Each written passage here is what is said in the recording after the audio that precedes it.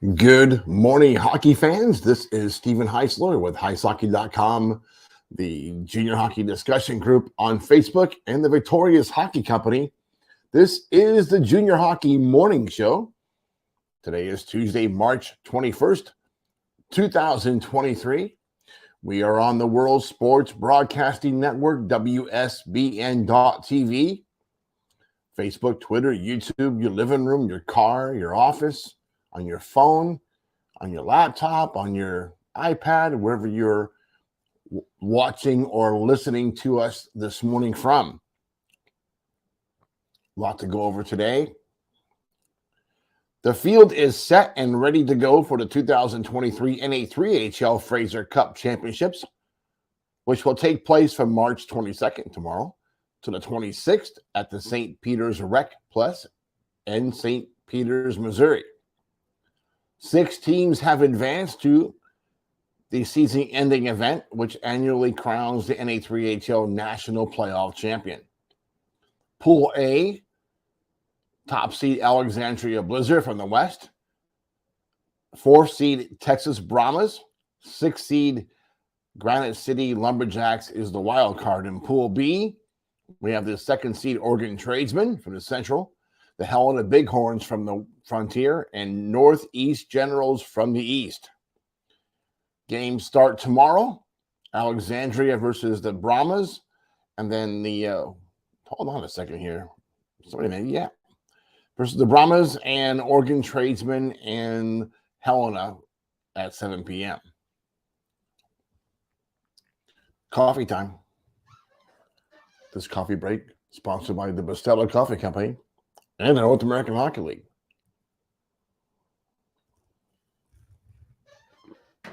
Bustelo, you guys got to try that stuff. It'll wake up the dead. North American Hockey League's East Division has the clearest playoff picture in the league, with 5 to 10 games remaining for each team. It looks like the division-leading Black Bears are back from their nap, while the Titans, Nordiques, and Generals appear to be well on their way to join Maryland in the playoffs. Maine has wins in 9 of 10 games after a difficult road sweep at Danbury. Started out with the top. Number 1, Maryland Black Bears, 36-14-4-0, 76 points, 11-point lead over New Jersey. Clint Mylock's Bears looked dialed in while completely snuffing Johnstown in 3 straight games, punching their playoff ticket in the process. I think it's fair to say the result was the best 3 games of the season for Maryland. And it's something we haven't seen Maryland do for a long time, is play 3 straight games in a series and be consistent in all 3. I'm sure Clint Mylock this week is smiling in practice. Look for the stretch of 6 games if they can maintain that same intensity when the Generals come to town this weekend. And that will be important for Maryland to do well against the Generals, because that can likely be the team they face in the first round of the playoffs. So showing some mastery and domination in that series would be epic for them, and sends a message back to the Generals that, hey, you may come to the dance, but you're going to get your butt kicked in the process. Number 2, New Jersey Titans, 31-17, 1-2, 65 points. Messed that up somehow. What did Craig Dermott's Titans do after Friday's shutout road win over the Generals? Whatever it was, let's hope they don't try that trick again this week when they visit Maine. New Jersey tossed a dud in Saturday's 3-0 shutout loss. There's something about going to Boston that oftentimes causes some havoc for teams. They go in there and win on Friday.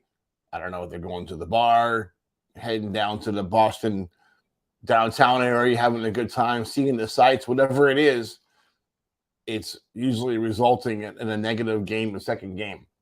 Teams that stay focused while visiting the Generals manage to stay on the win column, but if they get distracted, watch out.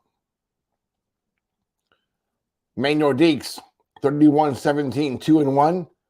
Pinch and the Nordiques should have known better and known that Danbury was going to do more than just break a sweat after getting that win over the Generals last week.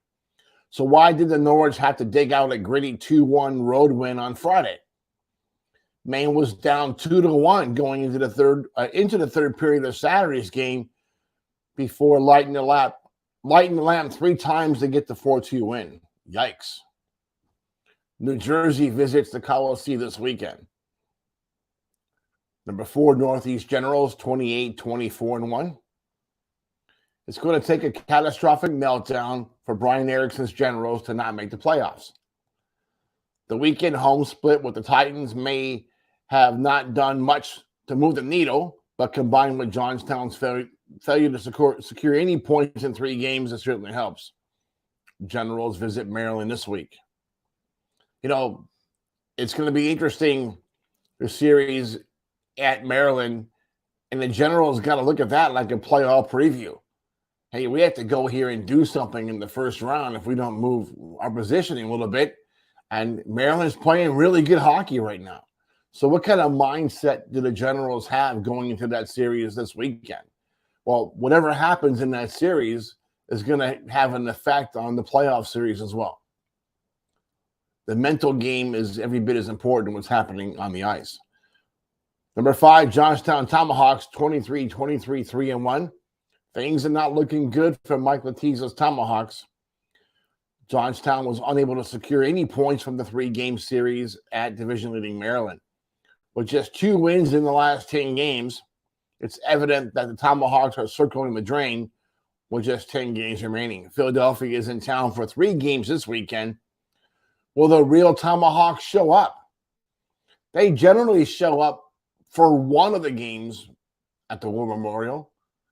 Can they do it in 3 games this weekend? Is it going to be 2 good games and 1 bad game? Is it going to be 1 good game and 2 bad games? So just depends on what Tomahawks team hits the ice there this weekend. Philadelphia will be ready. They're playing good hockey right now. They beat Jersey 2 straight games.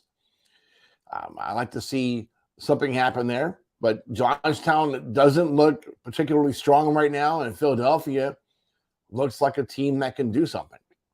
Just speaking of the Rebels, 23-25, 1-1. Justin Hale and the Rebels got the weekend off before heading up to Johnstown for a 3-game set this weekend.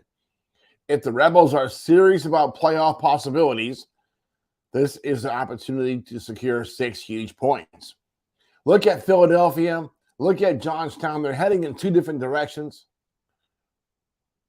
It looks like Philadelphia can overtake Johnstown and possibly even start to chip away at the Generals' lead a little bit, especially after this weekend. If Philadelphia is able to secure 6 points and Generals don't get any points, watch out. The Rebs can be on the move. One team not on the move, well, Danbury hat tricks. Patrick Steffen has reset the Tricksters with a pile of youngsters and is getting better games as a result. Danbury made it very clear to the visiting Nordiques that pulling points from the 2-game home series was not going to be a cakewalk, and it was not. Maine edged Danbury 2-1 Friday before doubling up the Tricks 4-2 on Saturday. Danbury has this weekend off, and they visit Jersey on Tuesday. Let's talk about the Expansion Sisters. I don't know why I call them that, but, you know, it's not nice. Maybe I should change that. What do you think? Maybe I should. Sisters might get offended by that. Rochester Junior Americans, what are you guys doing? I'm hearing that Americans head coach and general manager Francis Method, I'm sure I'm messing that name up, is already in a bit of a power struggle with scouting consultant Chris Collins. Just how many tenders have been promised to Evolve Sports Group clients? Has anybody seen Barry Soskin in Rochester? That's all I'm going to say about that. Or is it? New Hampshire Mountain Kings. Love the name. We may not be Kings owner Chris Brown's favorite for mentioning his involvement last week before the official announcement came out. That's okay. I'm already thinking the Mountain Kings are going to be the best of the three. Is there only 3 expansion teams joining the league for next season? Poor guy is getting calls about coaching jobs from all over the world. Chris, be smarter than the other fools. Find a coach with some NAHL experience. Maybe he's a longtime assistant, a general manager or something. Don't bring somebody in with no clue of what it takes to be successful in this league. And get it, and make sure that guy has some kind of NCAA Division I experience, some connection. Maybe he was a coach. Maybe he's been in the USHL as an assistant coach. That would be a good trick. That's worked out very well for the Wendigo this year. It's worked out fairly well with Philadelphia.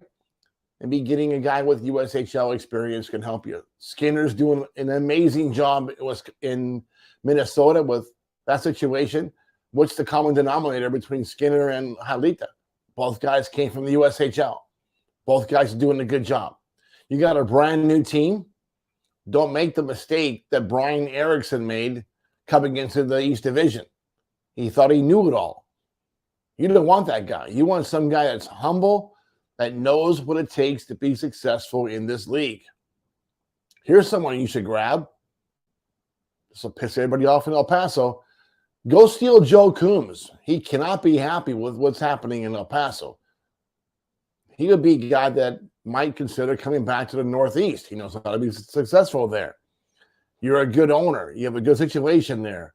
Maybe Coombs can be coaxed back to the East Division. He would dominate it with a good owner. He's done it before. Those are the kind of guys you need, guys that know how to be successful. Rochester. Look at Barry Soskins tried this trick before. Remember the whole Albert Lee Thunder situation? You can't do that, Chris Collins. You can't tell kids, I'll get you tendered if you sign with my group, if you play with my group. That's just not going to work. That doesn't work in this league. It doesn't work in the USHL. It doesn't work in Canadian Junior A hockey. That stuff just doesn't work. And we've had reports this week. That's been the offer. That's not a good sign. Stop that. Or get out of the, if you want to be an advisor or run a sports group or whatever the heck you're doing, don't do that and be directly associated with any particular team. That doesn't work. All right, folks. We're going to be right on time. Please leave your questions and comments in the discussion group on Facebook. If you're not in that group, consider joining our close group of 8,000 friends. All right, that's it for today. We hope that you enjoy your morning coffee and